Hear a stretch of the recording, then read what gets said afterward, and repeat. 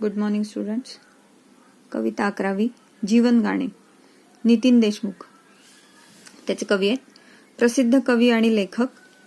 त्यांच्या विविध विषयांवरील काव्यरचना प्रसिद्ध आहेत. त्यांच्या काव्यातून निसर्ग व निसर्गापासून मिळणाऱ्या विविध गोष्टी यावरील मार्मिक भाष्य आढळून येते. निसर्गातील विविध घटक आपल्याला काही ना काही मूल्ये व संस्कार शिकवत असतात. प्रस्तुत कवितेतून कवीने निसर्गातील विविध घटकांकडून शिकता येणाऱ्या गोष्टी थोडक्यात पण मार्मिकपणे मांडल्या आहेत. प्रस्तुत कविता किशोर, सप्टेंबर 2009 या मासिकातनं घेतलेली आहे. आता आपल्याला इथून फक्त विशेष अशी माहिती काही मिळाली नाही. प्रस्तावनेमध्ये त्यांनी फक्त एवढंच म्हटलंय की कवी निसर्ग आणि निसर्गापासून मिळणारे विविध घटक किंवा निसर्गाकडून आपल्यावर होणारे संस्कार याविषयी फक्त कवितेत सांगितले आहे. बघा आता कवितेकडे वळू आपण. या सृष्टीचे मंजुळ गाणे जगणे मजला शिकवून गेले, झिलमिलणारे चंद्र चांदणे जगणे मजला शिकवून गेले. या सृष्टीचे मंजुळ गाणे. आता मंजुळ गाणे म्हटल्यानंतर मंजुळ म्हणजे मधुर, जे ऐकायला गोड वाटतं असं. मग आता सृष्टीचे गाणे म्हणजे काय? तर सृष्टीचे गाणे म्हणजे निसर्गाच्या सान्निध्यात राहत असताना, जसं हिरव्यागार झाडांची सळसळ आहे, पक्ष्यांचा किलबिलाट आहे, चिमण्यांचा चिवचिवाट आहे. तर हे जे काही सृष्टीचं निसर्गाचं गाणं आहे, वाहणाऱ्या पाण्याचा खळाळता आवाज आहे, तर हे गाणं जगणे मजला शिकवून गेले. म्हणजे तुम्ही पण माझ्यासारखं मुक्तपणे जगा, हे जगणं आपल्याला सृष्टी शिकवते, निसर्ग शिकवतो. झिलमिलणारे चंद्र चांदणे. झिलमिलणारे म्हणजे रात्री आकाशामध्ये आपल्याला जे चंद्र दिसतो, चांदण्या दिसतात, ते सुद्धा मला काहीतरी जगणं शिकवून गेले. कसं जगायचं हे शिकवून गेले.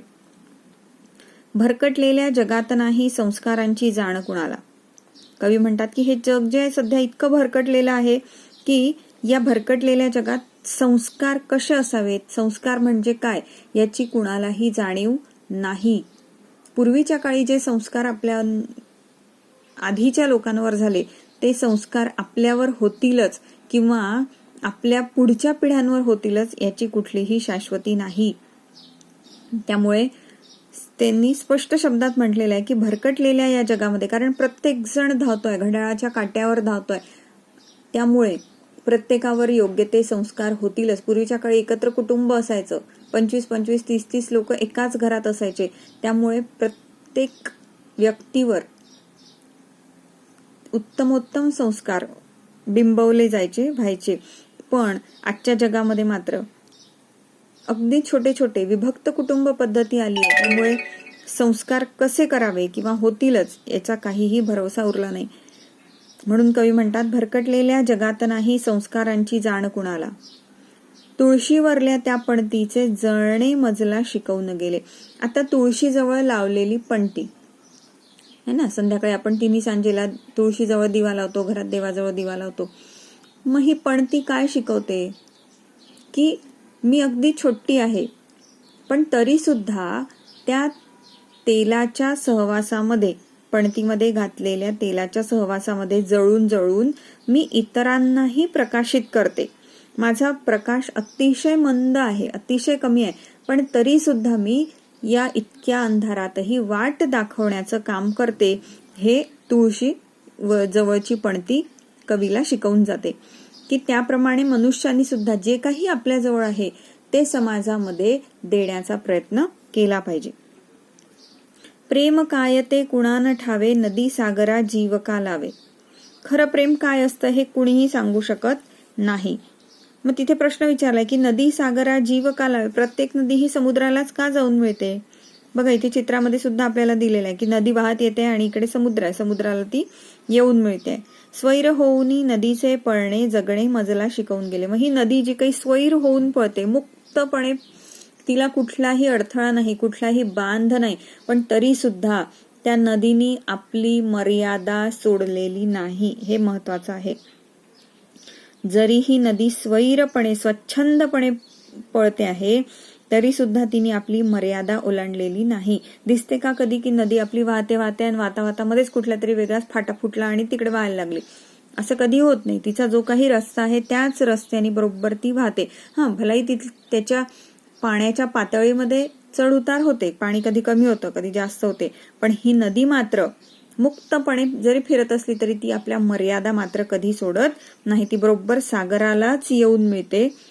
त्यामुळे नेमकं तिचं हे स्वैरपण कवीला जगणं शिकवून गेलेलं आहे की तुम्ही मुक्तपणे जगा, पण कधीही आपलं पाऊल योग्य मार्गावरून ढळू देऊ नका.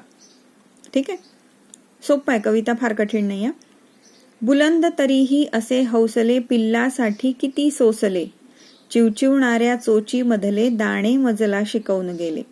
बुलंद तरीही असे हौसले, पक्षी जितके चिवट असतात ना तितकं चिवट फार क्वचितच कोणी असतं, म्हणजे मनुष्य तर नाहीच.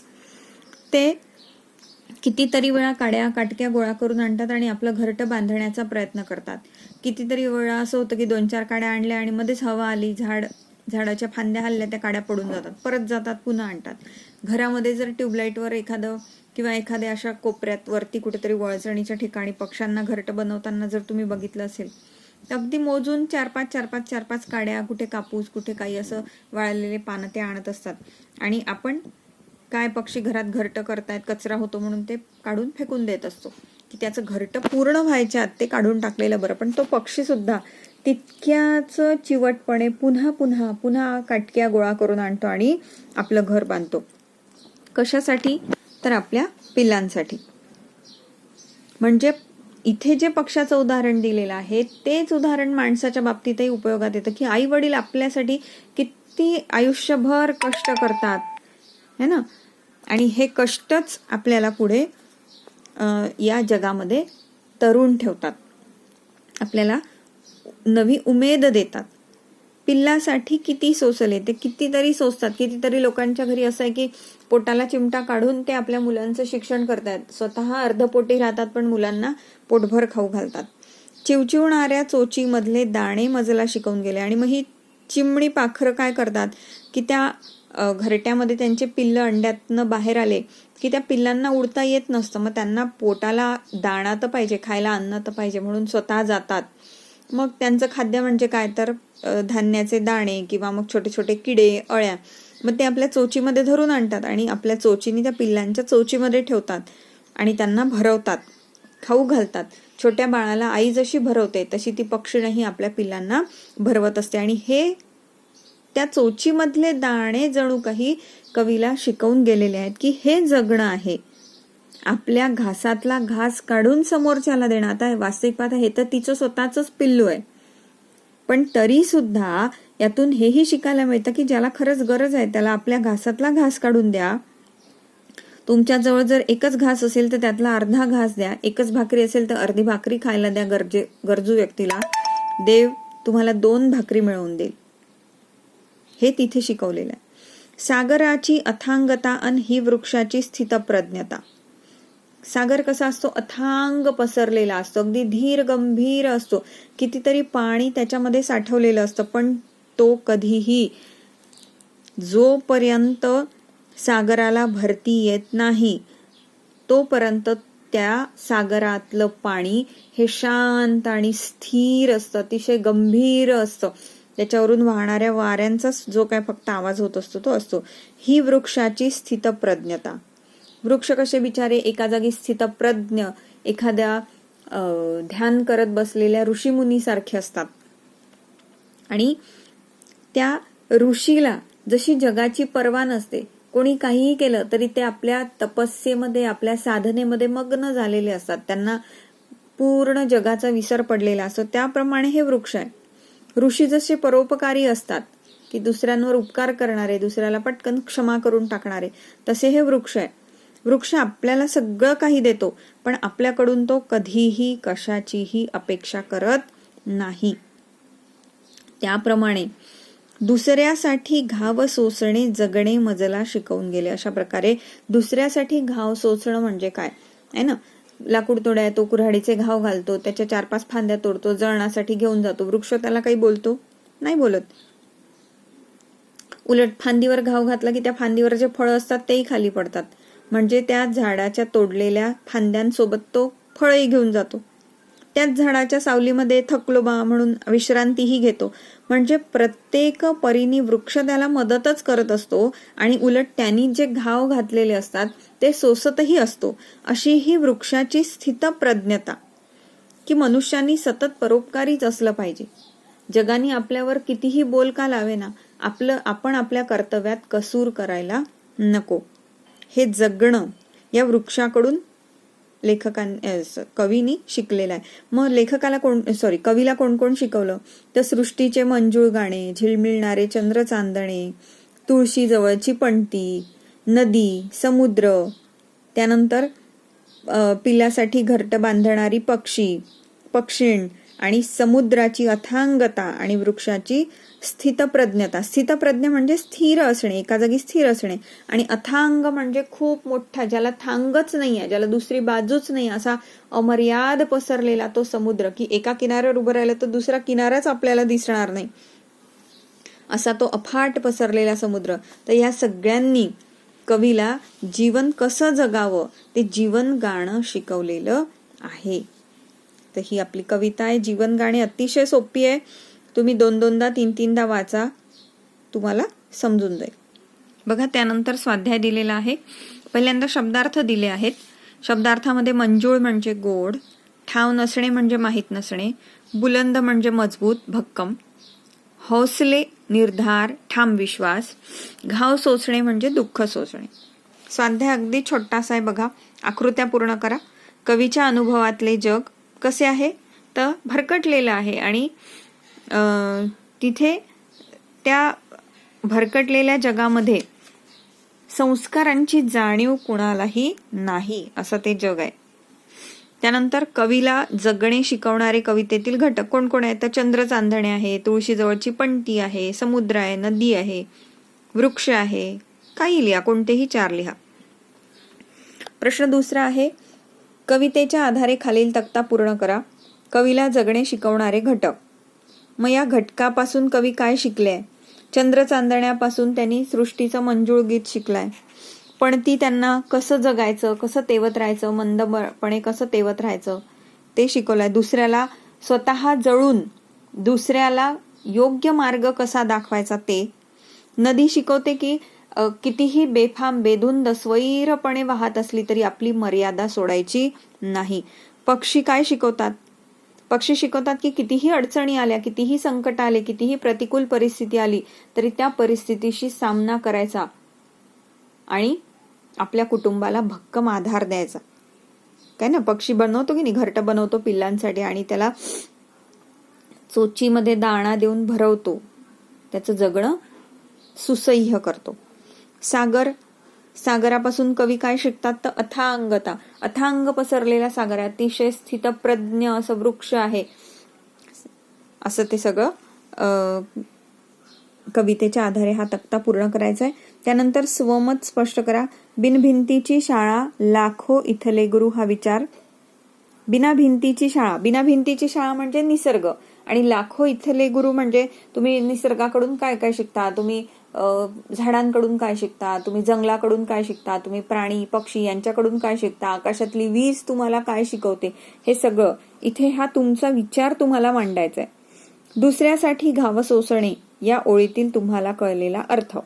आता दुसऱ्यासाठी घाव सोसणे याचा अर्थ काय हे मी तुम्हाला सांगितलं की ज्यावेळी वृक्ष तोडण्यासाठी एखादा लाकूड तोड्या येतो त्यावेळी वृक्ष त्या कुऱ्हाडीचे घाव सहन करतो, पण तरी सुद्धा परोपकारी वृत्ती मात्र त्या वृक्षामधली जराही कमी होत नाही. जो लाकूड तोड्या त्याच्यावर घाव घालतो कुऱ्हाडीचे, त्यालाच तो आपल्या स्वतःच्या फांद्या देतो, त्या फांद्यांवर लगडलेली फळं देतो. तो थकला म्हणून त्याच्याच खाली तो सावलीमध्ये विश्रांती घेतो, त्यालाच तो औषधी द्रव्यही पुरवतो. अशा अनेक गोष्टी वृक्ष आपल्या परीने त्याला देत असतो, आणि तरी सुद्धा या मनुष्याला गरज आहे म्हणून त्या कुऱ्हाडीचे घावही तो सोसत असतो. त्याप्रमाणेच सज्जन आणि परोपकारी लोकही असतात. जिथे कुठे कुणाला गरज असेल त्या ठिकाणी ते धावून जातात.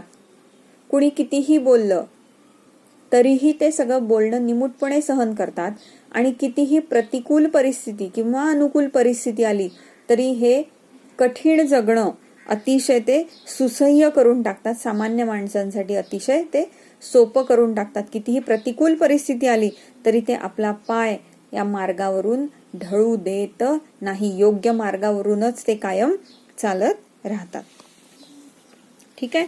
तर अशी ही आपली कविता आहे, जीवनगाणी. बघा तुम्हाला यातलं एक्झरसाइज किती जमते आहे, नाही तर मग तो मोठ्या प्रश्नाचं उत्तर मी तुम्हाला लिहून देईल. त्यानंतर बघा या कवितेच्या आधी पेज नंबर 39 वर सूचना फलक याविषयीची माहिती आलेली आहे की सूचना फलक तयार नेमका कसा करायचा. एखाद्या गोष्टीची माहिती दुसऱ्यांपर्यंत पोहोचवण्याचे सूचना हे एक माध्यम आहे. दैनंदिन व्यवहारात अनेक ठिकाणी आपल्याला सूचना द्याव्या लागतात. दुसऱ्याने दिलेल्या सूचना वाचून त्याचा अर्थ समजून घ्यायचा असतो. अपेक्षित कृती योग्य तऱ्हेने होण्यासाठी दिलेल्या सूचनांचे आकलन होण्याचे कौशल्य निर्माण व्हायला हवे. यापूर्वी तुम्ही सूचना फलक या घटकाचा अभ्यास केलेला आहे. या इयत्तेत तुम्ही स्वतः सूचना फलक तयार करायला शिकणार आहात. मग आता सूचना फलक म्हणजे काय? छोटे छोटे सूचना फलक आपण रेल्वे स्टेशनवर बघतो, बस स्टँडवर बघतो, हॉस्पिटल्समध्ये बघतो. हे आपण मागच्या वर्षी पाहिलं होतं. आता यावर्षी काय काय बघा, त्याचे विषय तुम्हाला दिले आहे. शाळेतील सुट्टीच्या संदर्भात सूचना, मग ती कशी तयार कराल. सहली संदर्भात सूचना, सहल काढायची आहे समजा शाळेची, तर कशी सूचना तयार कराल. रहदारी संबंधी सूचना कशी तयार कराल. दैनंदिन व्यवहारातल्या सूचना, मग आता दैनंदिन व्यवहारात मध्ये मग इतके दिवस इतके तास वीज पुरवठा बंद राहणार आहे, इतके तास पाणी पुरवठा बंद राहणार आहे, मग त्यासाठी तुम्ही कशी सूचना तयार कराल. ह्या झाल्या दैनंदिन व्यवहारातल्या. मग आता सूचना तयार करताना काय काय लक्षात ठेवायचं, तर सूचना ही कमीत कमी शब्दात असावी.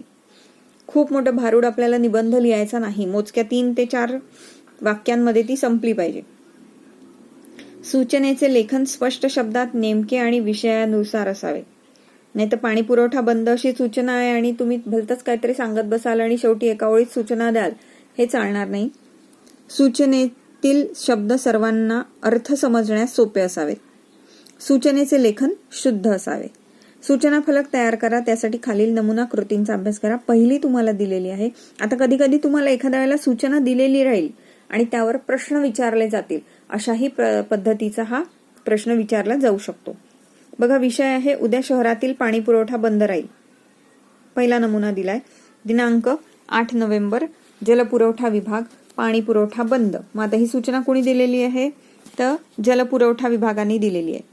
जलपुरवठा विभाग विद्याविहार पुणे तर्फे कळवण्यात येते की विद्याविहार या भागातील जलवाहिन्यांच्या महत्वाच्या दुरुस्तीच्या कामासाठी 10 नोव्हेंबर रोजी पाणी पुरवठा दिवसभर बंद राहील, याची नागरिकांनी नोंद घ्यावी. अगदी छोटीशी मोजकी कमीत कमी शब्दात अर्थपूर्ण सूचना तयार केलेली आहे. अशी सूचना तुम्ही तयार करण्याचा प्रयत्न करा. समजा तुम्हाला जर मी सांगितलं की मुंबईमध्ये मेगा ब्लॉक असतो ना, मग या मेगा ब्लॉक संबंधी, आता हा मेगा ब्लॉक कशासाठी असतो, तर त्या रेल्वे जाण्या म्हणजे जो ट्रॅक असतो रेल्वेचा त्याच्या दुरुस्तीसाठीच हा केला गेलेला असतो. तर त्या संबंधीची सूचना नागरिकांपर्यंत जर तुम्हाला द्यायची असेल तर तुम्ही ती कशी द्याल, एक तयार करण्याचा प्रयत्न करा. दुसरं जे आहे ते असं दिलंय बघा, कणखर गिर्यारोहण संस्थेतर्फे कॅम्पचे आयोजन. कणखर नावाची गिर्यारोहण संस्था आहे, तिचं आयोजन केलेलं आहे. त्याविषयीची सूचना दिनांक 15 एप्रिल म्हणजे उन्हाळ्यातली आहे. कणखर गिर्यारोहण संस्था अमरावतीतर्फे उन्हाळ्याच्या सुट्टीत गिर्यारोहणाचा कॅम्प आयोजित केला आहे. संपूर्ण माहिती 14 एप्रिलच्या वृत्तपत्रात आलेली असून अधिक विस्तृत माहिती www.kankhar.com या संकेतस्थळावर उपलब्ध आहे. इच्छुकांनी आपली नोंदणी 30 एप्रिल पर्यंत करावी. 15 दिवस आधी सूचना आलेली आहे, म्हणजे तितके दिवसात हे नाव नोंदणी करायची आहे. अगदी सोप्या शब्दात दिलेलं आहे. आता खाली तुम्हाला हे दिलेलं आहे बघा, तुमच्या शाळेत सांस्कृतिक कार्यक्रमाचे आयोजन करण्यात आलेले आहे. हा कार्यक्रम पाहण्यासाठी पालकांना आवाहन करणारा सूचना फलक तयार करा. हे तयार करून ठेवा. परीक्षेसाठी सूचना फलक महत्वाचा आहे, लक्षात ठेवा. त्यानंतर भाषा सौंदर्य हे येत असतं परीक्षेमध्ये 2 मार्कांसाठी वगैरे. खालील म्हणी पूर्ण करा. सोप्या आहेत म्हणी, तुम्ही केलेला असेल अभ्यास याचा. बघा मी तरी सांगते एकदा. मूर्ती लहान पण कीर्ती महान, शीतावरून भाताची परीक्षा, सुंठी वाचून खोकला गेला, रात्र थोडी सोंगे फार, उथळ पाण्याला खळखळाट फार, दोघांचे भांडण, तिसऱ्याचा लाभ, झाकली मूठ 1.25 लाखाची, त्यानंतर घरोघरी मातीच्या चुली, म्हणजे सगळीकडची परिस्थिती सारखीच, कोल्ह्याला द्राक्षे आंबट, जे आपल्याजवळ नाही ते काहीतरी असंच आहे, वाईटच आहे अशा अर्थाची ती म्हण, अंथरूण पाहून पाय पसरावे, इकडे आड तिकडे विहीर, आणि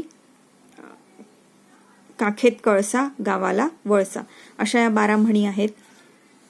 व्हिडिओ बघून या लिहून ठेवा. यातल्या कोणत्याही 2-3 तुम्हाला परीक्षेमध्ये विचारल्या जातील. तर इथपर्यंतचा अभ्यास तुम्हाला करून ठेवायचा आहे. जर काही तुम्हाला प्रॉब्लेम असतील, डिफिकल्टी असतील तर तुम्ही ते मला मेसेजद्वारे विचार.